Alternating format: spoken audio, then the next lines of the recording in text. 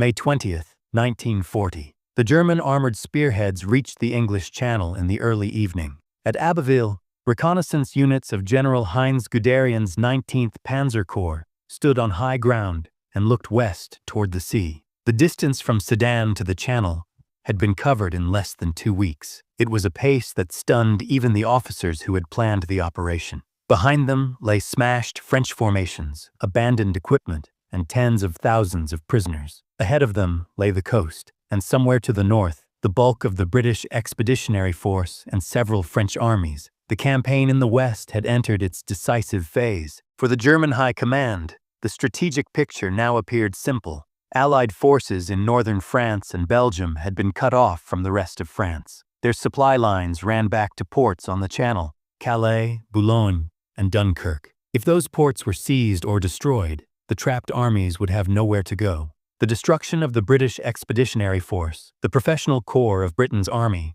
would remove the last serious obstacle to German domination of Western Europe. On paper, the victory already seemed assured. Yet what followed over the next 10 days would leave many German generals watching events with mounting confusion and eventually disbelief. The Allied armies had advanced into Belgium on May 10th, following pre-war plans designed to meet a German attack through the Low Countries. The British Expeditionary Force, under General Lord Gort, moved east with the French First Army and the Belgian Army. The terrain was familiar, the roads known. The expectation was a repeat of 1914. Instead, the decisive German thrust came farther south, through the Ardennes forest, an area long considered unsuitable for large armored formations. German panzer divisions forced crossings of the Meuse River at Sedan, Monthermé, and Dinant between May 13th and May 15th.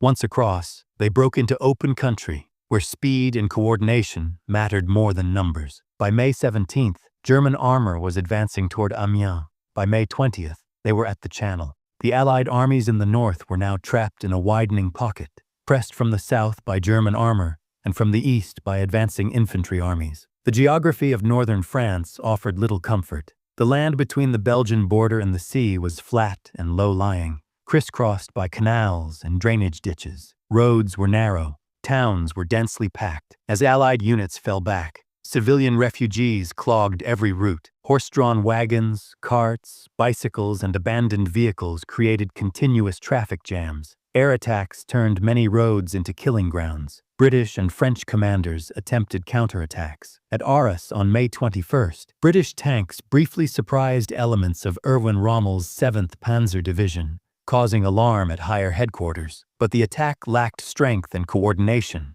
It was contained, and German confidence quickly returned. By May 23rd, the ports of Boulogne and Calais were under direct assault. German infantry and armor moved to seize them, while Luftwaffe bombers attacked harbor facilities and ships. Dunkirk, farther to the northeast, remained open, but only just. For the Allies inside the pocket, the situation was desperate. Ammunition was running low. Fuel was scarce. Units were intermingled and exhausted. Communications were unreliable. The only remaining escape route lay through Dunkirk, a port not designed to handle the evacuation of an entire field army. For the Germans, the final act seemed imminent. On May 24th, 1940, German armored units stood less than 15 miles from Dunkirk. Forward elements could see the low, marshy ground that surrounded the port. The last natural barrier before the beaches was the Aa Canal, a shallow waterway bordered by soft ground. That afternoon, an order arrived that shocked many commanders at the front.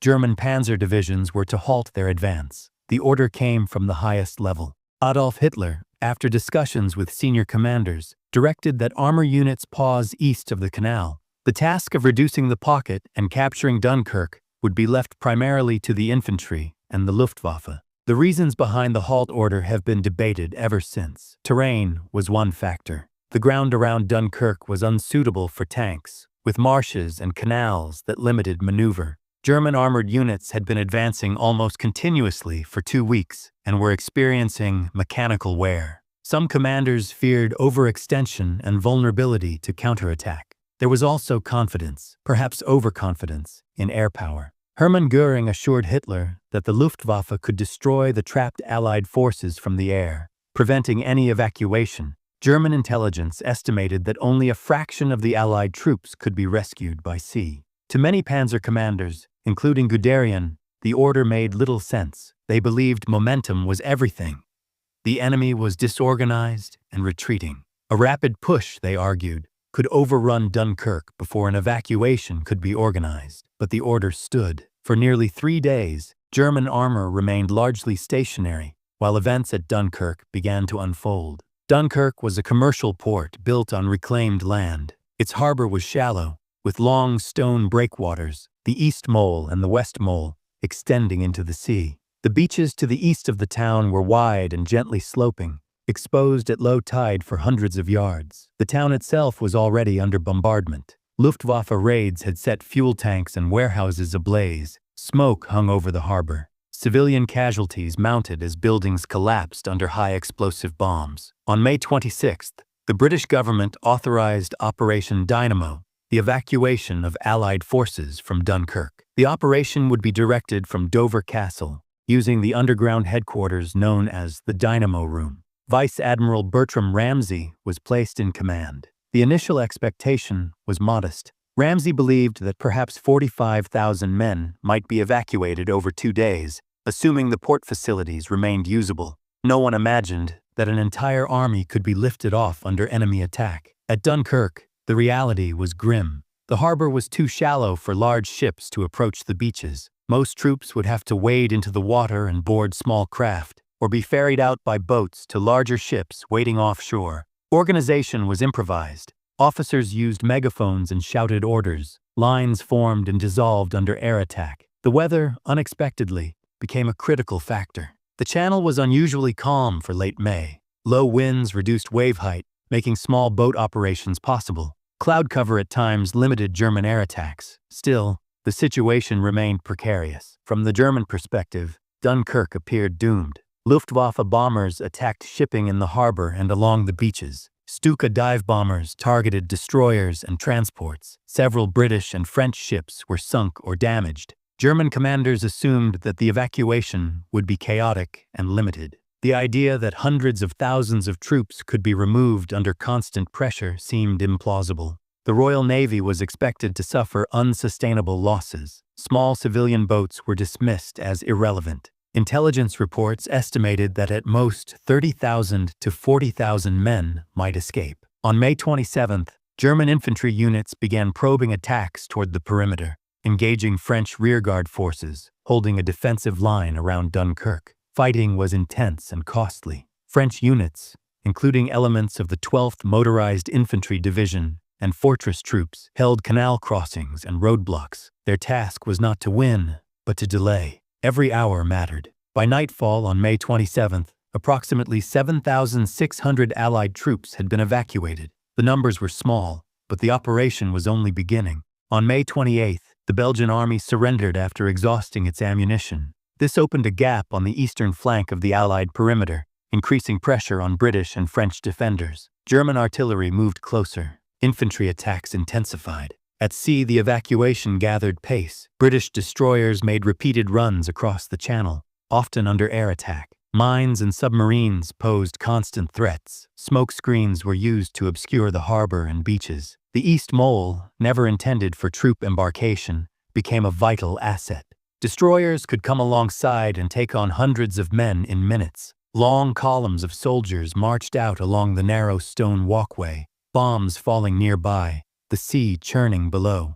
On May 29th, over 47,000 troops were evacuated in a single day. This was the moment when disbelief began to spread through German headquarters. Reports indicated that the evacuation was not collapsing, it was accelerating. Luftwaffe losses were higher than expected. Fighter escorts were stretched thin. British fighters, operating from bases in southern England, contested the airspace whenever weather allowed. Although many soldiers on the beaches never saw friendly aircraft, their presence reduced the effectiveness of German bombing. German infantry advances continued, but progress was slow. The canal defenses, flooded ground, and determined resistance prevented a rapid breakthrough. The opportunity for a swift armored strike had passed. By May 30th, German artillery observers could see the beaches through binoculars. What they saw was astonishing. Long, orderly lines of troops stretched along the sand. Columns moved with discipline, not panic. Officers maintained control.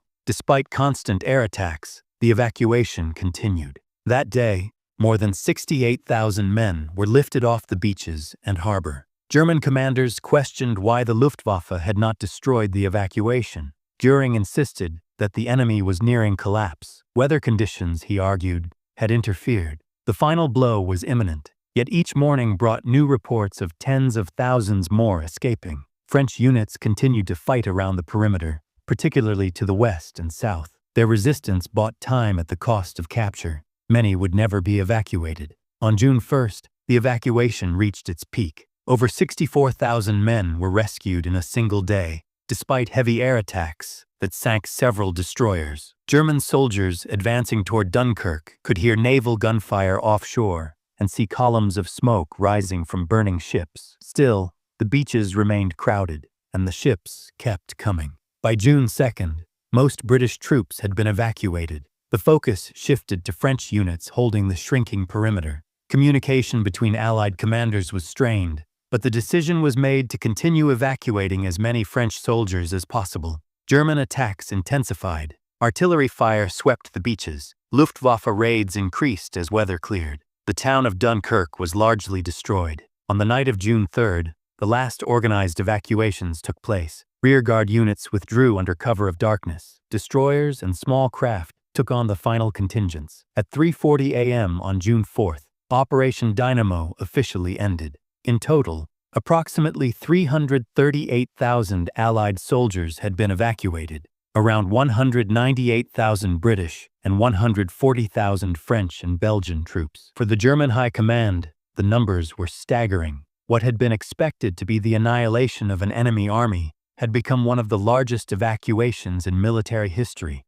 German generals reviewed the outcome with mixed emotions. Tactically, the campaign in France continued toward victory. Strategically, however, a crucial opportunity had been missed. The British Army had lost nearly all its heavy equipment, tanks, artillery, vehicles, but its trained manpower had survived. Britain could continue the war. Some commanders quietly criticized the Halt Order. Others blamed the Luftwaffe's failure to prevent the evacuation. Hitler himself downplayed the event, emphasizing the material losses inflicted on the enemy. Yet within professional military circles, there was an understanding that Dunkirk had altered the course of the war. The destruction that should have ended Britain's ability to resist had not occurred. The war would go on. June 4th, 1940. Berlin. As the last Allied ships slipped away from Dunkirk before dawn, the German High Command began assembling reports. Situation maps were updated, casualty figures were tallied, aerial reconnaissance photographs were reviewed. What emerged over the next 48 hours was a picture that no amount of spin could fully disguise. The enemy army that was supposed to be destroyed no longer stood on the beaches of northern France. Instead, it stood, disarmed but intact, on the far side of the English Channel. For senior German officers, the realization settled in gradually. On paper, the campaign in the West was still a triumph. France was not yet defeated, but her northern armies were shattered. Paris would fall within weeks. The Netherlands and Belgium were already out of the war. German casualties, while not insignificant, were far lower than those suffered by the Allies. Yet the British Expeditionary Force, the professional corps of Britain's land army, had escaped. General Franz Halder, chief of the Army General Staff, noted in his diary that the destruction of the enemy in the pocket had been incomplete. Others used stronger language in private. The decisive annihilation that Schlieffen-style thinking demanded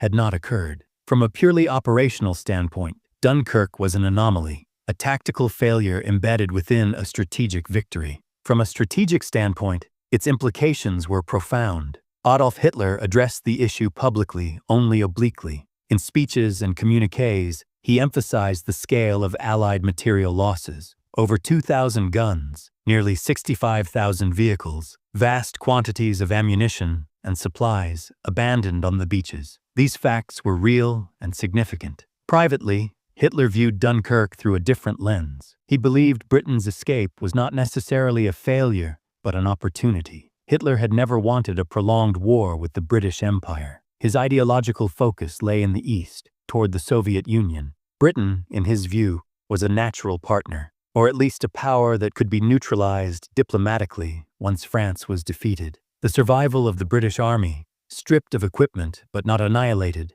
reinforced his belief that Britain might yet be persuaded to make peace. This assumption would prove to be one of his most consequential misjudgments. Within the German army, the reaction was less philosophical. Officers who had watched the beaches through field glasses, who had heard naval engines offshore and seen columns marching away under smoke, understood that something rare had slipped through their fingers. The Halt Order of May 24th came under quiet scrutiny. No formal investigation followed, but staff officers debated it relentlessly in after-action discussions. Many believed that 2 days of armored pressure could have sealed the perimeter before the evacuation reached critical mass. General Heinz Guderian later wrote that Dunkirk was a moment when political leadership interfered with military logic. Others were more cautious, noting terrain limitations and the real risk of counterattack. Yet even those who defended the decision conceded the outcome. Britain remained in the war, and now the war would change. June 4,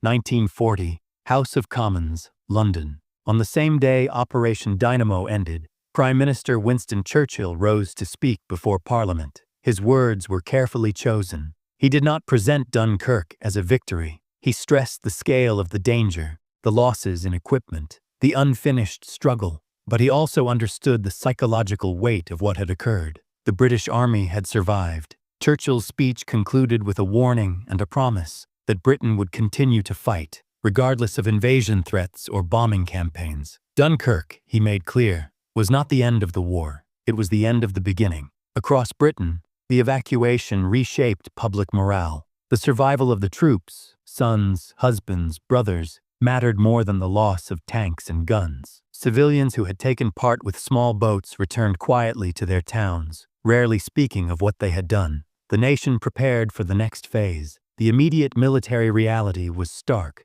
The British Army was alive, but it was poorly equipped. Rearming would take months. Coastal defenses were improvised. Anti-invasion preparations accelerated. For Germany, the failure to destroy the BEF meant that any invasion of Britain, Operation Sea Lion, would face organized resistance rather than a hollow shell. Air superiority became a prerequisite. The Luftwaffe was tasked with neutralizing the Royal Air Force. This decision led directly to the Battle of Britain. In that campaign, the consequences of Dunkirk became unmistakable. British pilots flew knowing that their army still existed. Their government had proof that survival was possible. The psychological effect of Dunkirk, paradoxically, hardened British resolve. German planners, meanwhile, faced an enemy that should not have been there at all. Often overshadowed in later memory was the role of French forces at Dunkirk. Tens of thousands of French soldiers held the perimeter while the evacuation proceeded. Many knew they would not escape. Approximately 40,000 French troops were captured after the final evacuation. Their resistance delayed German advances at crucial moments, buying hours and days that translated directly into saved lives on the beaches. German officers acknowledged this resistance in their reports. It was disciplined, determined, and costly to overcome. Dunkirk was not solely a British survival story. It was a coalition effort, paid for in captivity and blood. In purely numerical terms, Dunkirk did not change the outcome of the 1940 campaign in France. Paris fell on June 14th. France signed an armistice on June 22nd. Germany stood dominant on the European continent. But wars are not decided by territory alone. The survival of 338,000 Allied soldiers meant that Germany would face a continuing opponent with global reach. Britain would become a base for bombing campaigns, naval warfare, intelligence operations, and eventually, the return to the continent. Every Allied landing that followed, from North Africa to Normandy, traced a direct line back to the men who had stood on the beaches of Dunkirk and lived. German generals understood this later, if not fully in June 1940. Some wrote afterward that Dunkirk was the moment when total victory slipped from their grasp, not immediately, but irreversibly. Operation Dynamo evacuated approximately 338,000 Allied troops under direct enemy pressure. It preserved the core manpower of the British Army and ensured Britain's continued participation in the war. For Germany, Dunkirk was a reminder that speed and dominance could still be undone by hesitation, weather, terrain, and human endurance. For the soldiers who waited on the beaches, it was not strategy or politics that mattered. It was time, measured in minutes between air raids, in steps along the mole, in the sound of engines approaching from the sea. They survived because circumstances aligned just long enough. History would turn on that narrow margin.